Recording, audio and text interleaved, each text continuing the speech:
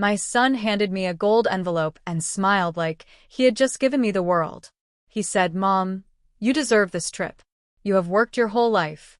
Go and rest." But those words, the sweetest words I had ever heard from him, turned out to be the cruelest thing anyone had ever done to me. Because 3 days later, stranded on a beautiful island with no return ferry and a hired man watching my every move, I finally understood the truth. My son had not sent me on a vacation. He had sent me to die. Good day, dear listeners. It's her voice narrative again. I'm glad you are here with me. Please subscribe and like this video. Please listen to my video till the end and let me know in the comment which city you are listening from. That way I can see how far my story has traveled. This story tells us that your life has value simply because you are alive. And that stop waiting for the people you love to confirm that your life matters. It already does, and no amount of debt, desperation, or someone else's greed gives any person the right to decide otherwise. My name is Ruth Caldwell. I am 64 years old. I am a retired school nurse from a small town in Georgia. I raised my son, Noah, completely alone after his father walked out when Noah was just 4 years old. I worked double shifts. I skipped meals so he could eat. I sold my car twice, once to pay for his college application fees, and once to fly to his graduation. I gave that boy everything I had, every single piece of me, and he sent me to an island to be killed. But I did not die. And I need to tell you exactly what happened, because this story is not just about betrayal. It is about survival, about a mother who refused to be erased, and about the moment I finally understood that loving someone does not mean they love you back. Before we go any further, if you are new here, please hit that subscribe button and turn on notifications. Drop a comment and tell me where you're watching from. I read every single one. Now let me take you back to where this all began. It was a Tuesday morning in early April when Noah showed up at my door unannounced. That alone should have been a sign. Noah never just showed up. He was always busy, always had a reason not to visit. But there he was, standing on my porch in a press shirt, holding a cream-colored envelope tied with a gold ribbon, and smiling at me like I was the most important person in the world. I remember feeling so happy I almost cried right there. I had not seen my son in 4 months. For months. He lived 40 minutes away, but he may as well have lived on the moon. Every time I called, he was in a meeting. Every time I suggested Sunday dinner, something came up. But there he was, suddenly standing at my door with a gift. He hugged me. It felt real. It felt warm. I held on longer than I should have, because some part of me already knew these moments were rare and getting rarer. "Sit down, Mom," he said. "I have a surprise for you." He handed me the envelope. Inside was a printed itinerary for a 5-day luxury retreat at a resort called Blue Haven Island, off the coast of South Carolina. All-inclusive. Private villa. Ocean views. Every meal covered. And at the bottom of the card, in Noah handwriting, the words, "You deserve every bit of this, Mom. I love you." I sat at my kitchen table holding that card, and I wept. Not because I was sad. Because I was overwhelmed. This was the son I had always believed in. The boy I had sacrificed for. He had finally seen me. I was a fool. 3 days later, I woke before the sun to get ready. The ferry to Blue Haven Island departed at 9 in the morning from a small port town called Marsh Cove. I had packed the night before, a light bag, my medications, a few books, and a sundress I had not worn in years. I was 64 years old, and I was going on vacation for the first time in over a decade. I was almost out the door when I realized I had left my blood pressure medication on the bathroom counter. My doctor had been very clear. One missed dose could cause a serious spike. I could not leave without it. I told my taxi driver I would be just 2 minutes, and went back inside. The house was quiet. I walked quickly to the bathroom, grabbed the pill bottle, and was turning to leave when I heard a voice coming from the kitchen. A voice I recognized immediately. Noah. He was on the phone. His voice was low but sharp, the way he sounded when he was irritated or in a hurry. I stopped. I do not know why I stopped. Something in his tone made my feet freeze. I stood in the hallway, and I listened. "It is done," he said. "She boards the ferry this morning. She has no idea. One way, no return. He paused. Then he laughed. A cold, flat laugh that I had never heard come out of my son before. By Thursday, she will figure out there is no boat home. By then it will be too late. The man I hired will be in position. He knows what to do. Then another voice. A woman. High and smooth and completely unbothered. And the insurance payout, the woman said. When does that process? Within 2 weeks of death confirmation, Noah said. Standard policy. Between that and the property, we are looking at just over $700,000. $700,000. That was the number my life was worth to my son. I stood in that hallway, and I stopped breathing. My hand found the wall, and I held onto it to keep myself standing. My blood went cold. My eyes filled with tears that I refused to let fall because I could not afford to make a sound. My son was on the phone planning my murder. He had hired someone. He had booked a one-way ferry ticket. He had planned for me to disappear on that island and never come home. And the woman on the phone, that smooth, calm voice, was his girlfriend, Diane. Diane, who always smiled at me at family dinners. Diane, who called me Miss Ruth and complimented my cooking. I turned around. I did not make a sound. I walked quietly back to the front door, let myself out, got back into the taxi, and sat down. The driver looked at me in the rear-view mirror. "You okay, ma'am?" I said, "Yes. I got what I needed." But inside, everything was shattering. The ferry port was busy that morning. Families with beach chairs, couples holding coffee cups, retirees with sun hats and comfortable shoes. I sat at the back of the waiting area with my bag in my lap and my mind racing so fast I could barely breathe. I had 2 choices. I could call the police right now and report what I had heard, or I could get on that ferry. I thought about calling the police. I played it out in my mind. I would call them and say, "My son is planning to have me killed on Blue Haven Island." They would ask me for proof. I had none. I had not recorded the phone call. I had no texts, no documents, nothing. Just the word of a 64-year-old woman against her own son. Noah would deny it. He would say I misheard. He would say I was confused, that my blood pressure medication was messing with my memory. And by the time anyone investigated anything, the man on that island would be gone, and every piece of evidence would have been buried. No. If I went home, Noah would know I had heard him, and then he would move faster. But if I got on that ferry, if I walked into the trap already knowing it was a trap, I could gather real evidence. I could catch the person he hired. I could document everything and hand it to the police with proof they could not ignore. It was the most terrifying decision I have ever made in my life. I called my friend Carol first. Carol was my closest friend from my nursing days. Sharp, unshakable, the kind of woman who handled emergencies without blinking. I had known her for 30 years. She answered on the second ring. "Ruth, what is wrong?" She could always tell. I told her everything. The phone call, the one-way ticket, the hired man. I spoke fast and low, watching the boarding area fill up around me. Carol was silent for a long time. Then she said, "Do not get on that ferry." I said, "Carol, I have to. I need proof." Another silence. Then she said, "I know a man. His name is James Foley. He is retired law enforcement. Private security now. He helped me when that contractor was stealing from my business 3 years ago. Let me call him. If I can get him to Blue Haven Island before you arrive, will you go?"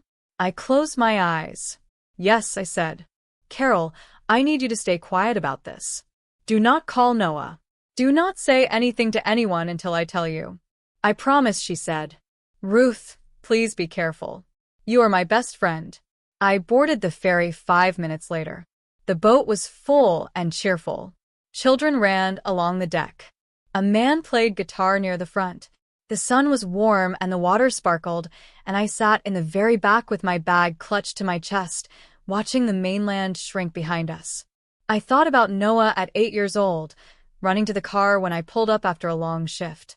He would press his face against the window before I even parked. He was always so eager for me, so hungry for my attention in the sweetest way. I used to sing him to sleep every night, Even when I was so tired I could barely keep my eyes open. I would sit on the edge of his bed and sing until his breathing slowed. How do you go from that boy to the man on the phone this morning? How does that happen? I did not have an answer. I do not think I ever will. Carol called back 40 minutes into the journey. James fully agreed, she said. He is already driving to Marsh Cove to catch the afternoon boat. He will be at Blue Haven Island by 3. He said to act completely normal. Do not let anyone know you are aware of anything. I exhaled for the first time in an hour. Thank you, Carol. Also, she said, I called Patricia. Patricia was my lawyer. She had handled my will 3 years ago.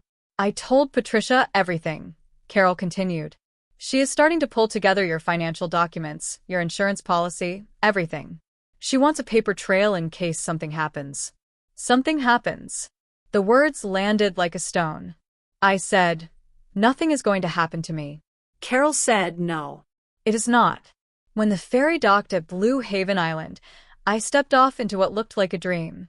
White sand, palm trees, a long wooden pier over turquoise water. A resort employee in a crisp blue shirt was waiting at the bottom of the ramp holding a clipboard and a bright smile. Miss Caldwell, she said, welcome to Blue Haven Island. I am Priya. We are so happy to have you. She led me to a golf cart, and we rode along a winding path lined with tropical flowers. I smiled at everything she pointed out. The main dining terrace, the spa, the swimming pools, the beach access. I smiled and nodded and made all the right sounds while inside. I was cataloging every detail, every path, every exit, every face. Your villa is our most private one, Priya said.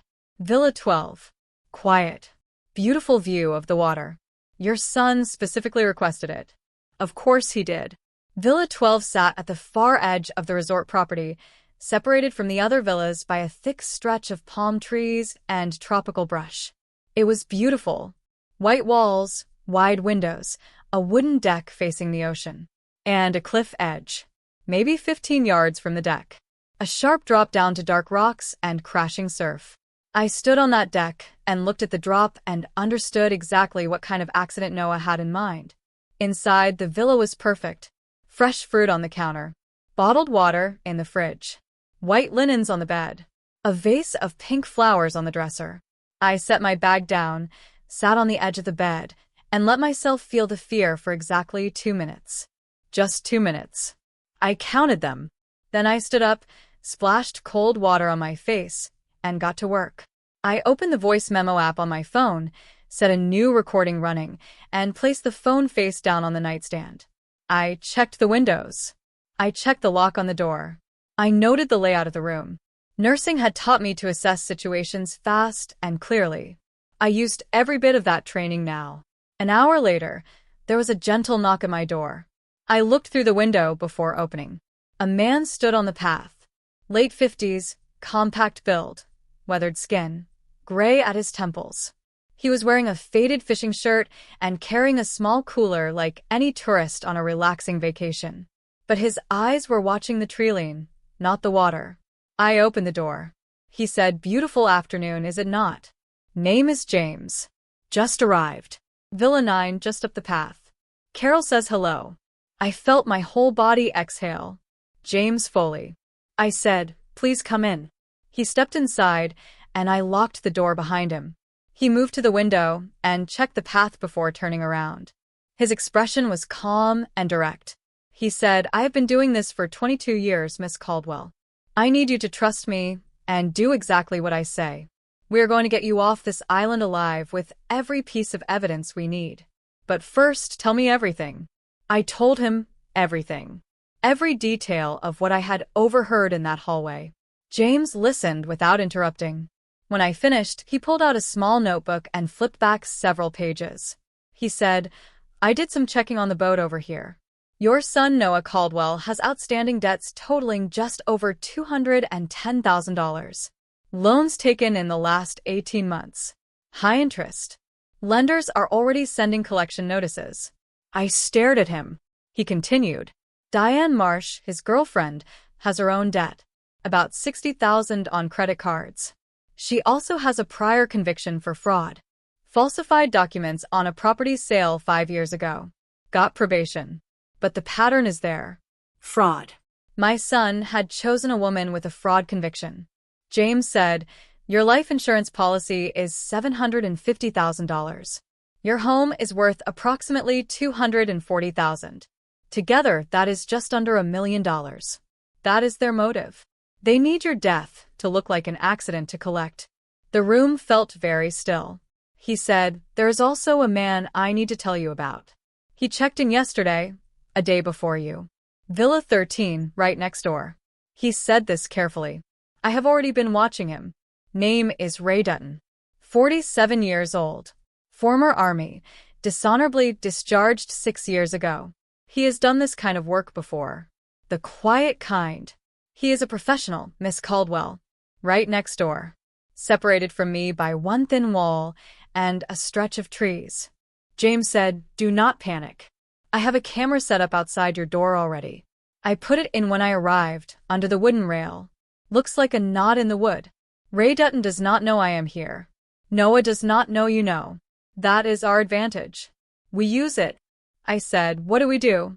He said, "Tonight the resort has a welcome bonfire on the beach. Big gathering. All the guests go. You go. You stay visible the entire time. While you are there, I will be here watching this villa. If Dutton moves, I will have him on camera, and I will stop him. Your job is to be seen, to smile, to make people remember you were at that beach all evening." I said, "And if he does not move tonight?" James said, "Then we wait. And we keep gathering evidence. We have at most 4 days before the ferry comes back. Every day we collect more. But I need you to also do one more thing." He reached into the cooler and pulled out a small recording device, no bigger than a pen. He showed me how to turn it on. He said, "If Noah calls you, if anyone calls you and says anything suspicious, you record it. If Diane calls, you record it. You say nothing unusual. You play the happy mother on vacation." Can you do that? I took the device. My hand was steady. That surprised me. I said yes. That evening I put on the yellow sundress I had not worn in years. I walked down to that beach bonfire. Steel drum music. Tiki torches. The smell of grilled fish and coconut. Guests laughing and dancing. A man handing out cold drinks. I smiled at everyone. I talked to a retired teacher from Florida named Helen. I talked to a young couple on their honeymoon from Ohio. I laughed at a joke from a man named Gerald who was celebrating his 70th birthday. Every few minutes, I would glance toward the dark hillside where the villas sat, but I could see nothing. Just shadows and trees. At 9:30 my phone buzzed. Noah. My stomach clenched.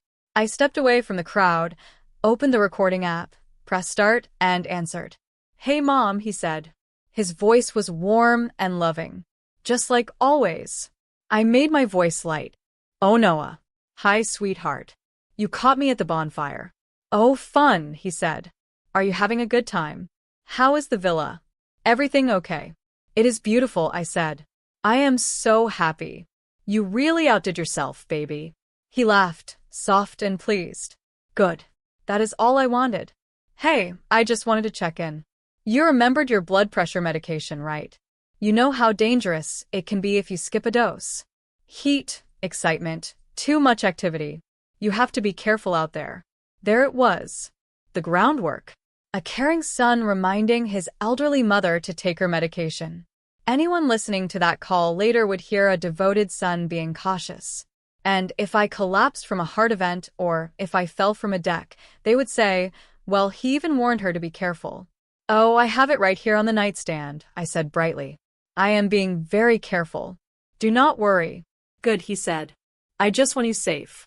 "Hey, listen, is the deck nice at your villa? Ask them to put you somewhere with a water view." "It is stunning," I said. "I love it.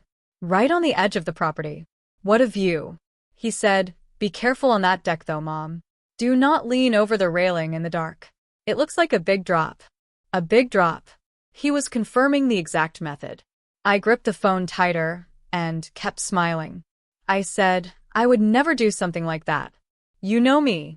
I am always careful." He said, "That is my mom." "Okay, I love you." Enjoy the rest of your night. Call me if you need anything. Love you too, sweetheart, I said. I ended the call. I stopped the recording. I saved it immediately. Then I stood there on the beach with the torchlight flickering around me and the music playing and people laughing, and I thought about the fact that my son had just called me to casually mention the exact method he intended to use to end my life. I breathed. One breath, slow and deep. Then I went back to the party, and I kept smiling. At 10:47, my phone buzzed. A text from James. He moved. Coming to your villa now. Stay at the beach. My throat went tight. I kept talking to Helen from Florida. I laughed at something she said. I had no idea what it was. At 11:12, another text from James. Got him. Come back. Bring Priya from front desk. I excused myself from the party and walked quickly to the front desk. Priya was behind the counter. I told her James needed resort security at Villa 12 urgently. She called the head of security, a broad man named Leon, who grabbed his radio and walked with me up the path. When we reached Villa 12, James was standing outside with Ray Dutton on the ground, wrists zip-tied behind his back, breathing hard. James was completely calm. On the deck railing, in a small glass case, was a vial. Clear liquid. James said, sedative. Enough to incapacitate for 6 to 8 hours. He was going to use it on you, then stage a fall from the deck. Leon looked at the vial, then at Ray Dutton, then picked up his radio. Ray Dutton looked up at me from the ground. He was breathing through his nose. His face was not angry. It was ashamed. He looked like a man who knew exactly how far he had fallen. I looked at him for a long moment. Then I said, "Why?" He said nothing at first. Then he said, "I needed the money." I am sorry. I said, "That is not good enough." He looked away. James said quietly to me, I recorded him entering the villa on camera. He had a master key. He already told me who gave it to him. I said, "Who?" James said, "The resort manager. A man named Thomas Hill. He has been communicating with Diane Marsh for the past 3 weeks. She arranged everything. She is the one who picked this specific resort, this specific villa, and made sure Thomas Hill was on the inside." I thought about Diane. Her smooth voice on the phone. And the insurance payout, when does that process? So businesslike. So unbothered. She had been here before. I could feel it. A woman who spoke about timing of insurance payouts with that much calm had done this kind of thinking before. And Noah, my son, my boy who had pressed his face against the car window when he was 8 years old just so he could see me coming. What happened to you, Noah? What happened to us? By midnight, Ray Dutton and Thomas Hill were in the resort security office. Leon had locked the building and called the island's local emergency line. A sheriff was coming by boat first thing in the morning. James and I sat on the deck of Villa 12, the same deck where my life was supposed to have ended, and we looked out at the dark ocean. He said, "You did well tonight. You held it together." I said I had no choice. He said, "You always have a choice. A lot of people would have panicked. You did not." I said, "I raised a son alone for 20 years. Panic was not an option then either." He was quiet for a moment. Then he said, "Carol told me about that. Said you never asked for help. Just kept going." I said, "Maybe I should have asked for help more." Neither of us said anything else for a while. The waves rolled in below the cliff. Dark and steady. I thought about how easy it would have been to not go back for that medication. To have never overheard that phone call. To have arrived here happy and grateful, walking out onto that deck in the dark to look at the ocean. And then, I did not finish that thought. The next morning the sheriff arrived on a police boat just after 9. His name was Sheriff Raymond Cole. A quiet man in his 50s with a calm voice and patient eyes. He sat with me at a table in the resort conference room, and I told him everything while he recorded it. James sat beside me. He had a folder. Inside were the camera recordings from the night before. The audio of Noah calling me. The audio of Diane asking about the insurance payout. The financial records Carol had pulled together with Patricia. Ray Dutton had already given a written statement. Thomas Hill, the resort manager, had broken down in under 20 minutes and confirmed everything. Sheriff Cole looked at me across the table when I finished. He said, "Miss Caldwell, You should have come to us immediately when you heard the phone call. I said, I know. But I had no proof then. Now I do. He looked at the folder. He said, yes. Now you do. He made 2 calls before he left the room. The first was to request an arrest warrant for Noah Caldwell and Diane Marsh. The second was to request an investigator to look into Diane Marsh for prior offenses. Because James had found something the night before while I was at the bonfire.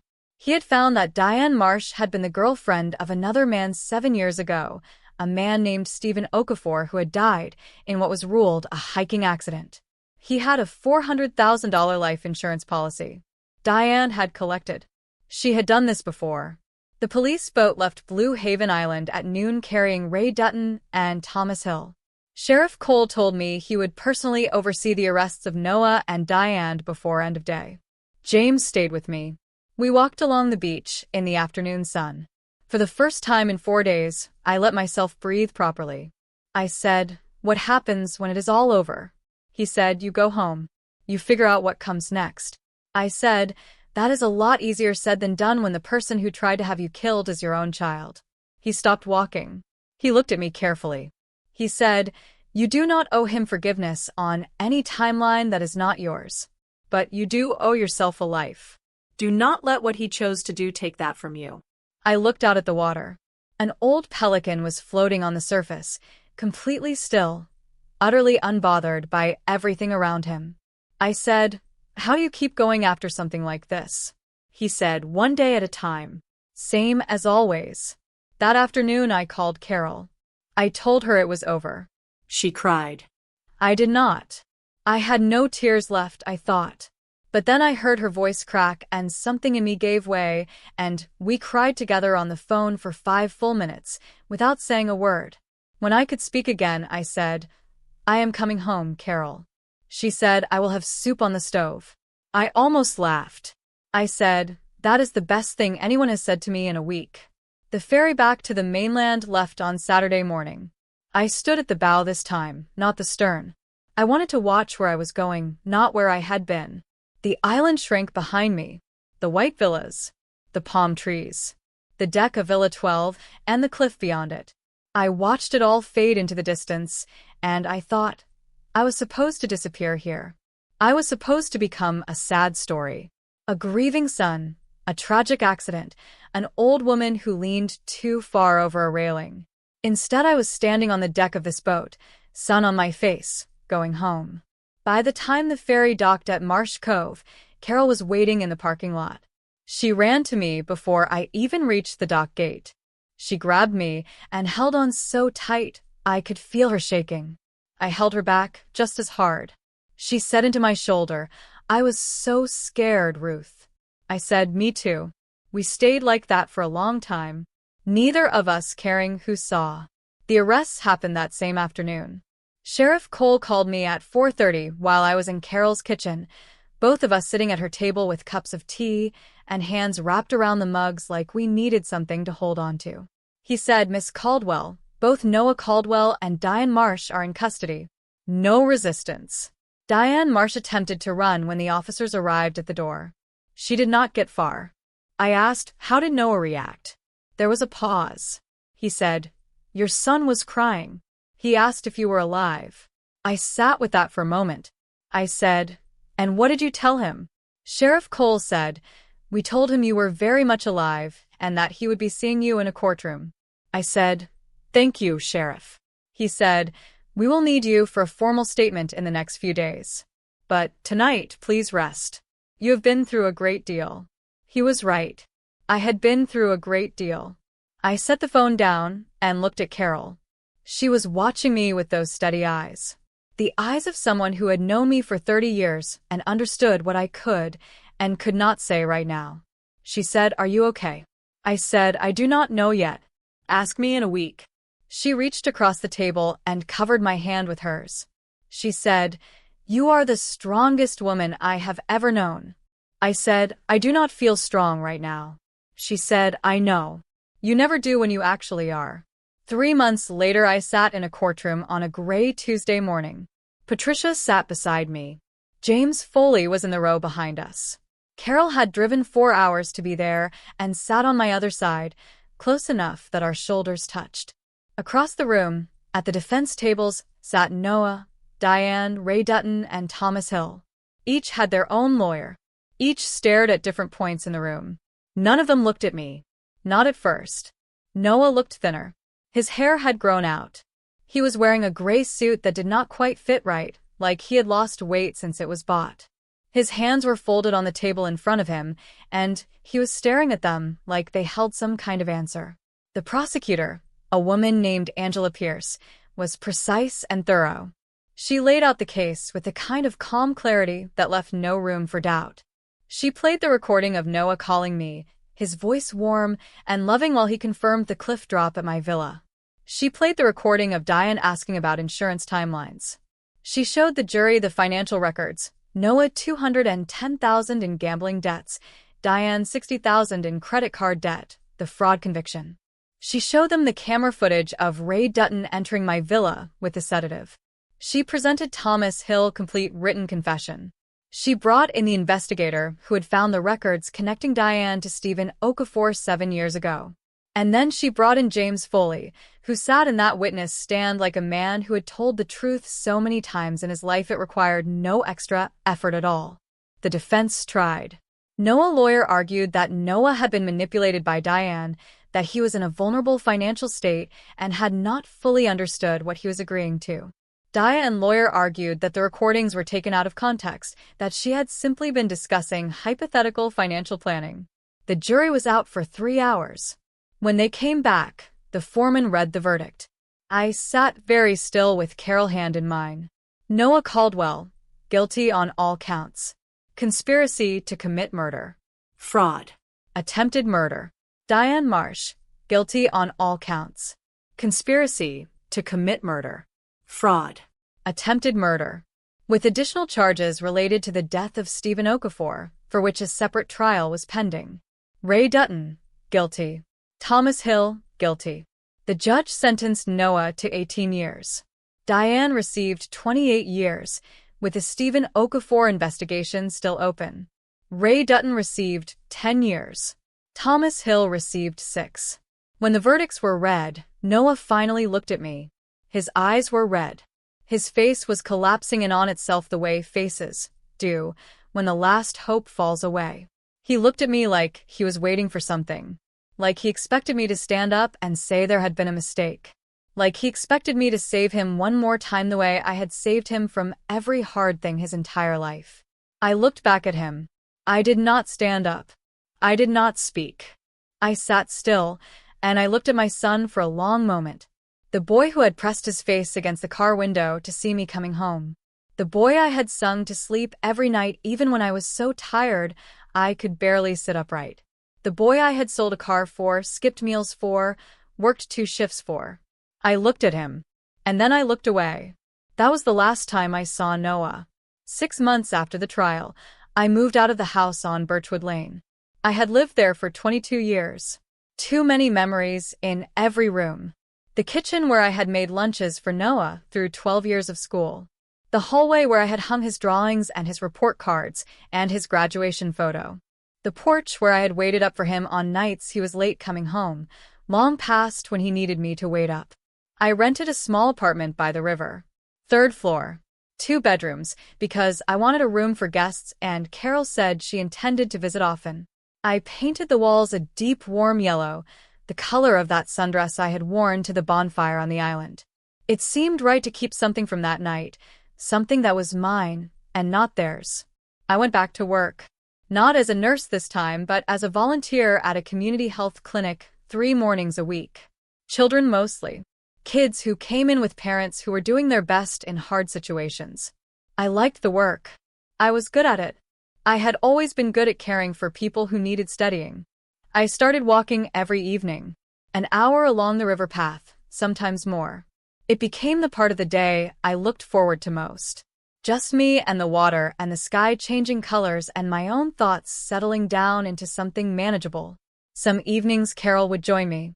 We would walk and talk and sometimes just be quiet together, which is the thing you can only do with someone who has known you long enough to not need words. James Foley came to town in October. He was in the area for work, and we met for coffee. He looked exactly the same. Calm, watchful, completely at ease in the world. We talked for 2 hours. He told me about other cases he had worked. I told him about the clinic, about the river walk, about the yellow walls. He said, "You seem different." I said, "I am." He said, "Better or just different?" I thought about that. I said, "Both." He nodded like that was the right answer. There was one more thing I needed to do. I had been putting it off for weeks, running it around in my mind, and finally I sat down one rainy evening in November, and I did it. I wrote Noah a letter. Not to forgive him. Not to condemn him either. Just to say what was true. I told him I had loved him every day of his life. I told him that love had never been conditional, never been about what he gave me back. I told him I still did not fully understand how we had arrived at this place, how the boy I had raised had made the choices he made. I told him I thought about it often and probably always would. And then I told him something I believed completely. I told him that I had chosen to survive not because I was angry, not because I wanted revenge, but because my life had value. My life had always had value. Not because of what I produced or what I gave or what I sacrificed. Just because I was alive and alive mattered. And no amount of debt or desperation or greed gave anyone the right to decide otherwise. I told him I hoped that someday, when he had lived with the weight of his choices long enough, he might come to understand the same thing about his own life. That it had value too. But only he could decide what to do with that. I sealed the letter. I addressed it. And then I held it for a long time before I mailed it. I do not know if he read it. I do not know if it meant anything to him. That part is not mine to control. What is mine is this. Every morning I wake up in that yellow apartment with the river outside my window. I make coffee. I sit by the window for a little while, and I watch the water move and the light change, and the birds go about the complete business of their small and serious lives. And I am grateful. Not for what happened on that island. Not for the betrayal or the fear or the loneliness of standing in that hallway listening to my son plan my end. I am not grateful for any of that. I am grateful that I went back for the medication. I am grateful I listened instead of walking into the kitchen. I am grateful for Carol, who had a friend, who had a boat, who got to that island in time. I am grateful that I am 64 years old and still here, and still learning and still, on some mornings, surprised by how beautiful the light looks on the river. You might be wondering, listening to this story, how a mother survives something like that. How you keep going when the person you built your life around turns out to be a stranger, wearing your child face. How you get up the next morning and the morning after that. I will tell you what I have learned. You survive it the same way you survive everything else. One breath at a time. One small decision at a time. You choose every single day to keep going. Not because it is easy. Not because the pain goes away. But because you are still here, and being still here means something. My name is Ruth Caldwell. I am 64 years old. My son sent me to a luxury island to die. I came home instead. And I am just getting started. If this story moved you, please leave a comment below. Tell me where you are watching from. Hit the subscribe button and share this with someone who needs to hear it. Your support means everything to me. I will see you in the next one.